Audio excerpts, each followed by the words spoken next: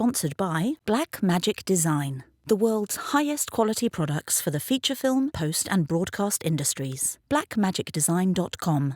And by JMR Rentals, professional, digital, cinema and broadcast equipment rentals in Brooklyn, New York. jmrny.com.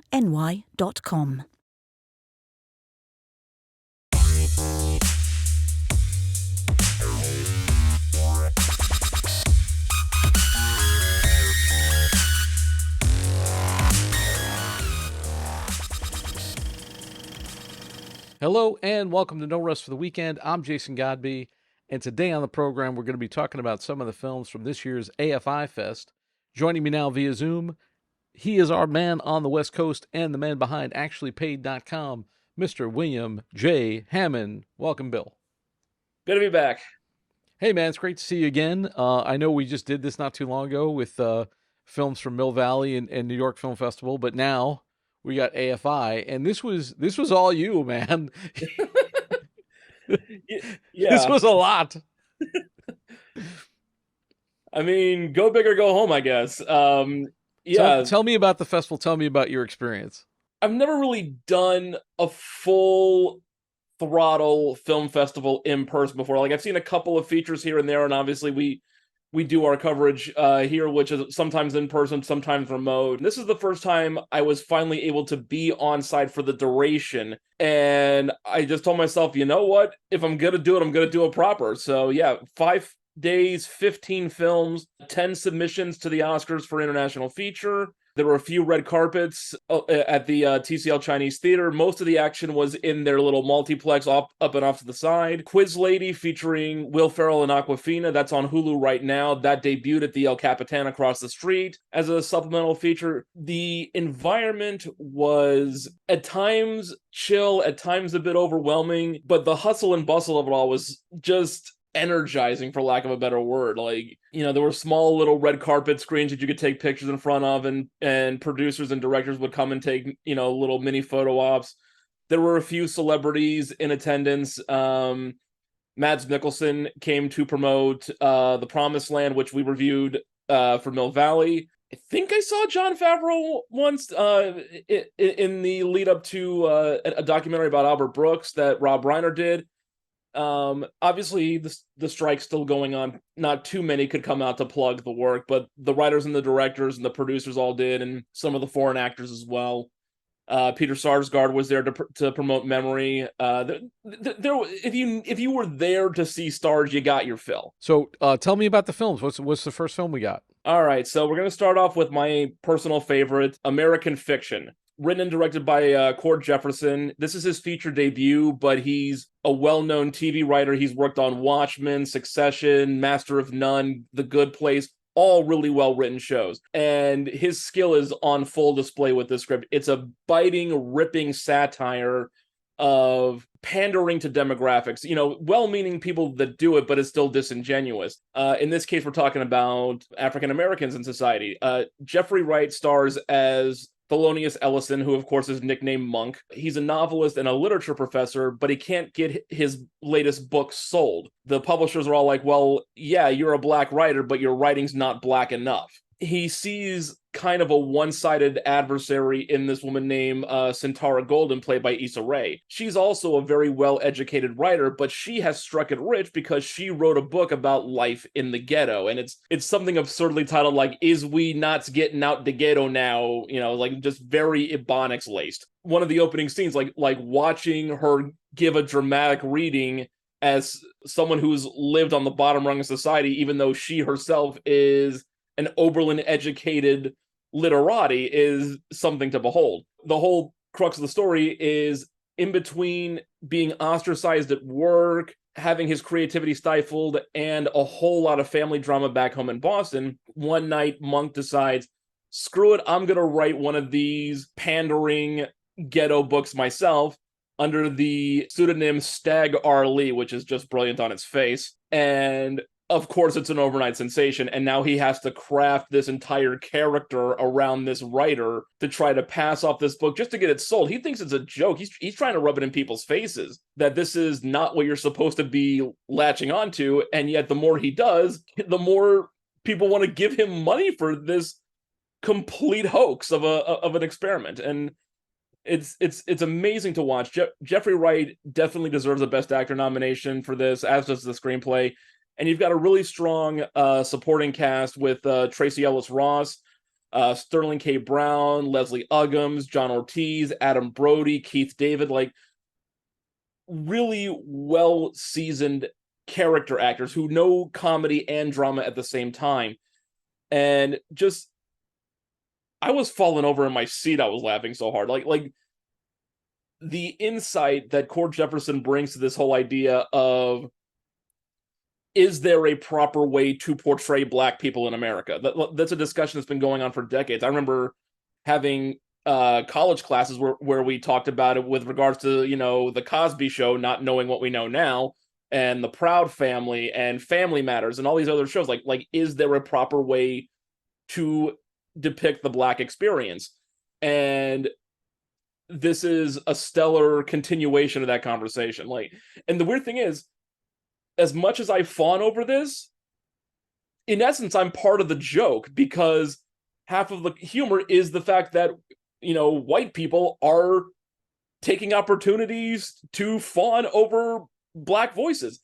For me, it's because I appreciate the humor. I'm not trying to say something for the sake of optics or political correctness, as the characters in the film do, but I can easily appreciate the fact that this very joke can be spun on me right now, and I'm totally good with it. I'm in on it. Sure. Yeah, it's interesting. I mean, it sounds almost like familiar territory from something like Bamboozled, Spike Lee's Bamboozled. Yep. And things like that. You mentioned you think that Jeffrey Wright might get an Oscar nomination, but is this film releasing this year or next year? It is still on the schedule as far as I'm aware. It's coming out in December. Fingers crossed that holds.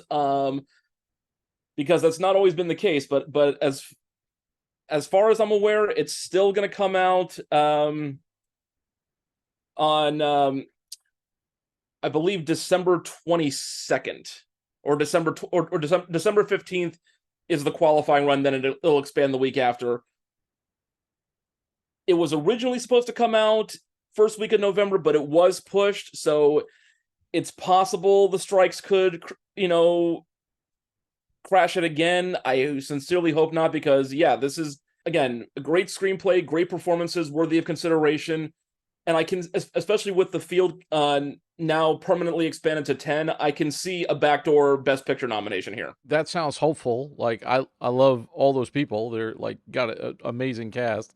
I saw the trailer for it, and that piqued my interest, so I definitely want to check it out. What is the what's your next film coming out? Next up, we have The Peasants. This is Poland's submission for international feature, and it's done by Hugh and DK Welchman. This is the same creative team that did Loving Vincent back in 2017, one of the best animated films ever made as far as I'm concerned. And this movie is kind of done in a similar style. They filmed it as if it was a live action film with the actors on camera and everything. And then artists from 4 different countries created tens of thousands of oil paintings in the style of Polish artists of the 20th century to make up the frames for what is the final film. And then you have a different set of animators come in and clean it all up and make sure it all edits together. It's gorgeous. Like, eye-poppingly gorgeous. I mean, when I saw, you know, promotional stills for this, I thought it was a live action movie, like maybe with a slight filter on the lens, you know, just for effect, like more saturated colors or something like that.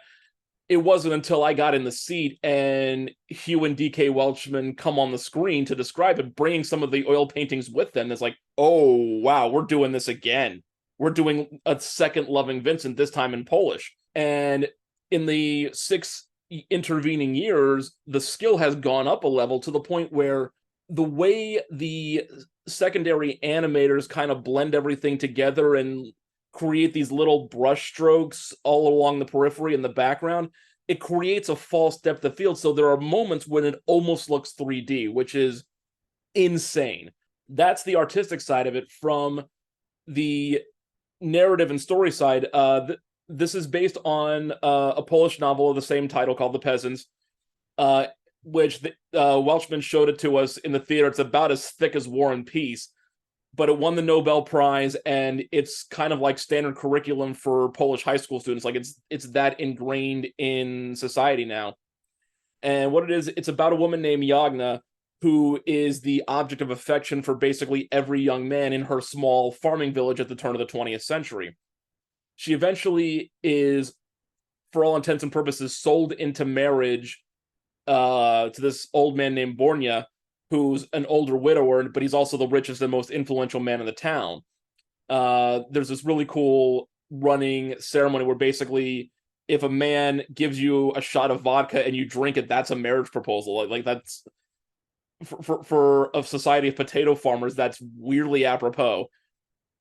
And then the story takes place over the course of the year. It's divided up into the 4 seasons, and it becomes more and more this searing portrait of misogyny and groupthink, because this beautiful young woman who wants to have, a romantic and sexual identity of her own is eventually turned into a pariah and the scapegoat for all the town's problems because she dares have sex. So it's weirdly poignant for this day and age. It really shouldn't be, but it is. And again, the performances of these actors comes through the animation in ways you just wouldn't expect. Like with Loving Vincent, a lot of the cast, like Saoirse Ronan and all them, they were basically picked because they looked like the subjects of Van Gogh's paintings. Here we just have a really strong cast that's animated around, and again, they could convince you that it's real, that it's just a filter over a live film. It's that strong. But this is animation, right? It's not motion capture or something like that. It's fully animated. Like I said, they filmed as if they filmed live action, and then the cells, the frames of the live action were then converted into painting. Like basically, you hand an artist, a second worth of film, and it's their job to then create 24 paintings to match it. This must have taken forever to make, right? Over the course of about 4 years, yeah. And they actually had to suspend production temporarily because one of their animation houses was in Ukraine at the start of the Russian invasion. So they had to evacuate all those people, have them start working in Poland, and then once it was safe to return, get them back home and start the process up all over again. Like they had some real world setbacks with this, but God, it's just so beautiful. So they're entering this for Best International Feature at the Oscars. Mm-hmm. And are they also going to try and get it nominated for Best Animated Feature? I would assume so. The deadline for animated feature submissions is in mid-November, whereas the international feature deadline was October 2nd. So it's definitely competing on Poland's behalf for that. I can't imagine that it's not going to compete for animated feature, especially because it is getting a theatrical release in the US, I believe in mid-December. So it only makes sense to submit it. Whether it gets nominated or not is another matter entirely. There's a lot of competition this year. Loving Vincent got nominated for animated feature, so I assume they're going to put it up for it again. I mean, literally, Hugh Welchman even mentioned this while introducing the film. It's like, the last time we did this, we got nominated for an Oscar, so fingers crossed. Very cool, man. So what do we got next? What's our next movie? Wim Wenders. Great director, but he hasn't really done anything in a few years. Like, it's basically been 2017, 2018, the last time he put out a fictional film or a documentary. And then this year he comes out firing with both barrels. He had 2 films in this festival. One is the documentary Anselm, which is in 3D. I didn't get to see that one, but I've heard some really good things about it. And then we have Perfect Days as a fictional film. This is Japan's entry for international feature. Really well made. Again, just visually gorgeous. You have this actor, Koji Yakusho. You've probably seen him in Babel, 13 Assassins, Memoirs of a Geisha. Like, he's done a lot of Western films as well as stuff just in Japan. He won Best Actor at Cannes for this performance, and well-deserved as far as I'm concerned, because he conveys so much with just his face and his eyes in what is, for the first 2 acts, basically a silent performance. He plays this guy, Hirayama, who enjoys a very simple, structured life. He cleans public toilets. That's his job. He gets up at the crack of dawn every day, brushes his teeth, puts on his jumpsuit, drives into downtown Tokyo, and cleans toilets. That's it. That's his life. But in this very minimalist existence, he spends the bulk of the movie basically just observing and enjoying all the little joys that life has to offer. He helps a lost kid in the park find his mother. He goes to a bookshop and just, puts down a couple of yen for a used book and just reads it for fun. He picks up sapling trees and raises them in his apartment.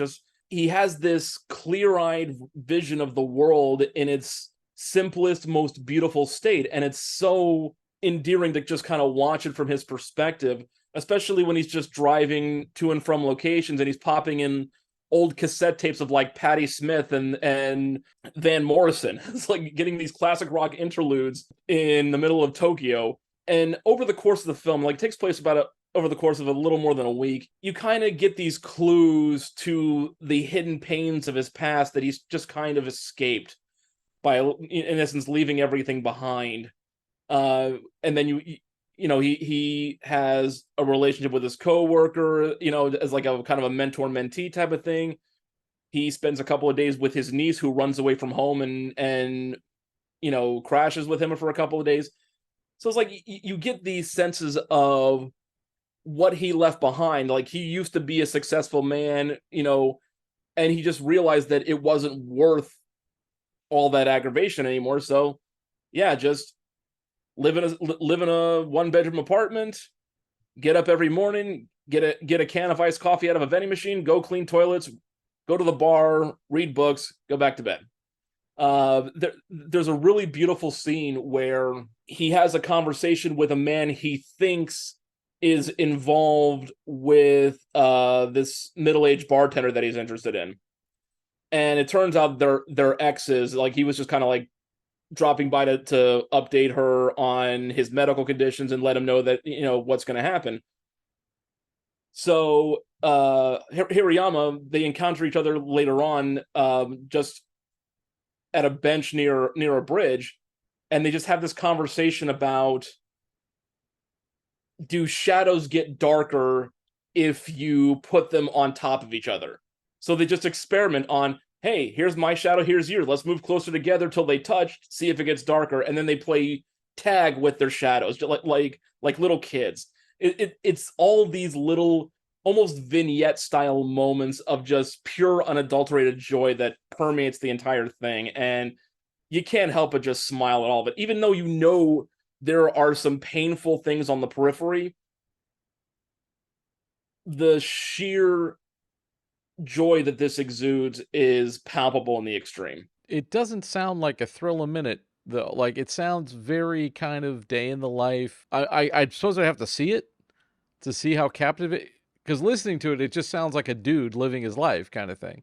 Yeah, I mean, it's visual poetry, basically. Like, if you want to see, like, this actor do some action, watch 13 Assassins, directed by Takashi Miike. Like, it's one of his better films. We're running out of time, so I want to get to the next film, which is... This is unfortunately part of what I mentioned earlier about the strike kiboshing some potential campaigners, the Bikeriders. This is a lot of fun. To be clear, this is not a prestige film. I mean, you could have probably maybe competed for a couple of technicals like the cinematography and the editing, and maybe backdoor performance nominations for Tom Hardy and Jodie Comer, but really this is just a fun, character-driven adventure film, kind of in the vein of Rebel Without a Cause and Easy Rider. It even directly references Marlon Brando in The Wild One. It's a movie about a motorcycle gang. I mean, it's loosely based on this book by a guy named Danny Lyne, who's a political activist and a photojournalist. Back in the 60s and 70s, he was embedded with the Chicago branch of, I believe, the Outlaws Motorcycle Club. And he did these interviews with both the bikers and their wives to kind of like get a sense of what biker culture really was back in the anti-establishment 60s. And it's those kind of interviews that inspire the film. Danny Lyne here is played by Mike Faist, who was Riff in the West Side Story remake. One of the best things about that movie that I kind of like, but not really. He was absolutely great. And then, of course, like I said, you have Tom Hardy as Johnny. He's the leader of what they call the Vandals in here, names are changed to protect the innocent. Jodie Comer plays Kathy, who's the wife of Benny, played by Austin Butler, coming off of his Best Actor nomination for Elvis earlier this year. Most of the material is based on the interviews with Kathy. First of all, I just love how well Jodie Comer and Tom Hardy as British people affect Midwestern accents. It's surprisingly good. There's this romanticism in the simple act of drinking a beer or having a pig roast barbecue and everything like that. Like, my stepfather was in a motorcycle club for a long time, and I got exposed to that culture when I was a teenager a little bit. Once you get over the black lung from all the people smoking around you, there was a lot of fun to be had, and there were these weird traditions, unwritten rules, and hierarchies.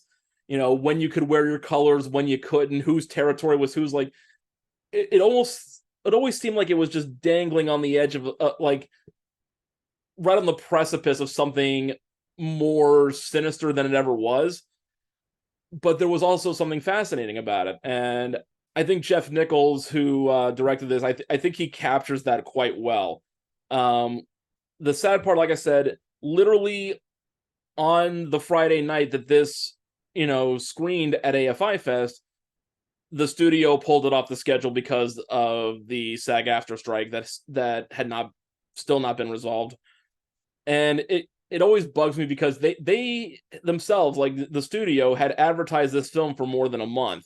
I had seen the trailers in the theaters because I was getting excited for it. And then they decide, well, be excited, but you know how art works. You can't see it unless we can stick Tom Hardy on Colbert to plug it for 2.5 minutes. It's like, whatever. But, the whole point of award season baiting is that you're using the awards to drive your marketing, not the actors themselves. But I don't make these decisions. It's clearly above my pay grade.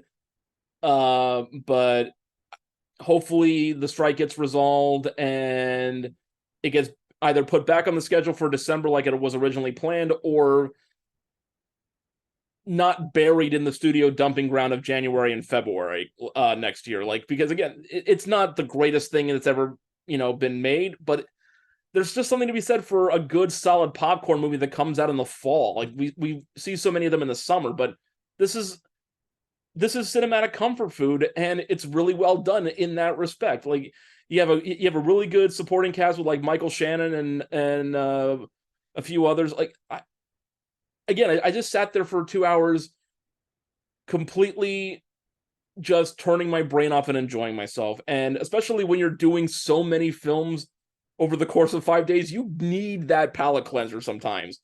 That Friday, I had only watched the Bikeriders and one other film called Occupied City, which was a 4-hour documentary. It was great. It was really well done, don't get me wrong. But after 4 hours, I needed to flush out my brain, and the Bikeriders was perfect for that. Awesome, man. Well, this has been great. Thank you again for doing the marathon of this film fest. You're a real trooper out there, man. You're like a little film trooper out there in Hollywood land. But that was great, man. And, you wrote the reviews. They're on the website. This will probably be our last episode for the year. So we'll still have content coming out, but we'll definitely see you next year. And you're going to be in your Oscar Blitz before we know it.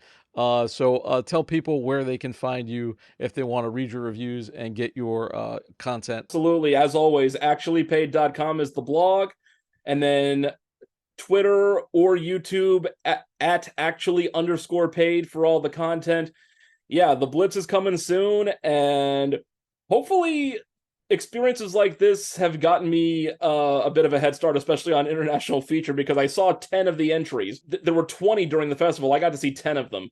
So hopefully that at least knocks a few off of the potential nominees or shortlisted films when we get that information coming out, because they're always the hardest ones to track down once the nominations happen. So if nothing else, I hope I've accomplished that. But again, this was so worth it.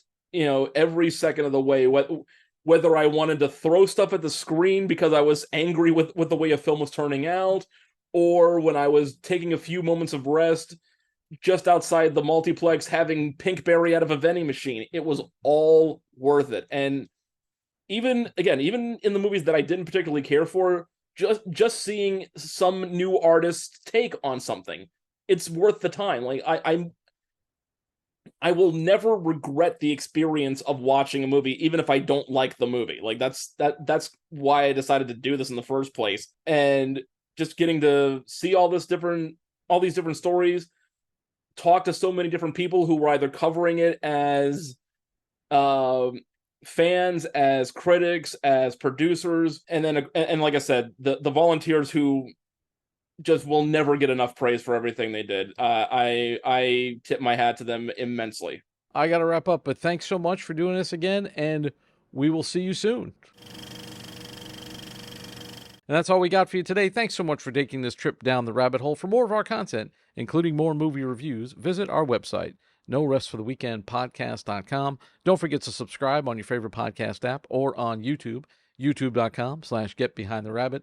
Once again, I'd like to thank William Hammon and our sponsors, Blackmagic Design and JMR Rentals. For Behind the Rabbit Productions, I'm Jason Godbey. Thanks for joining us. We'll see you next time.